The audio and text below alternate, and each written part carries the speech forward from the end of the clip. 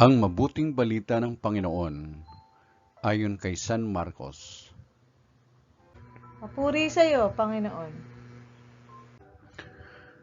Noong panahong iyon, mula sa sinagoga, si Jesus ay nagtuloy sa bahay na Simon at Andres. Kasama niya sina Santiago at Juan. Nararatay noon ang biyena ni Simon Pedro dahil sa matinding lagnat, at ito'y agad nilang sinabi kay Jesus. Nilapitan ni Jesus ang babae, hinawakan sa kamay at ibinangon. Noon day, inibsan ito ng lagnat at naglingkod sa kanila.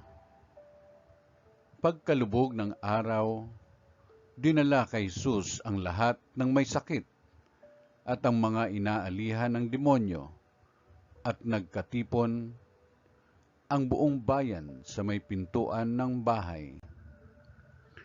Pinagaling niya ang maraming may sakit, anuman ang kanilang karamdaman, at nagpalayas siya ng mga demonyo. Hindi niya hinayaang magsalita ang mga ito, sapagkat alam nila kung sino siya.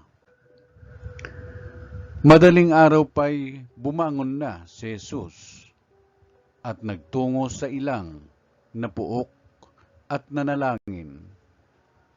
Hinanap siya ni Simon at kanyang mga kasama. Nang siya ay matagpuan, sinabi nila, "Hinahanap po kayo ng lahat."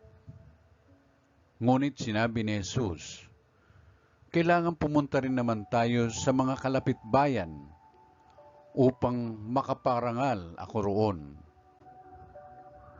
Ito ang dahilan ng pag-alis ko sa Kapernaum." At nilibot niya ang buong Galilea na nangangaral sa mga sinagoga at nagpapalayas ng mga demonyo.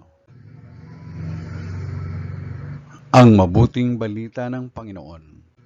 Pinupuri ka namin, Panginoong Jesucristo.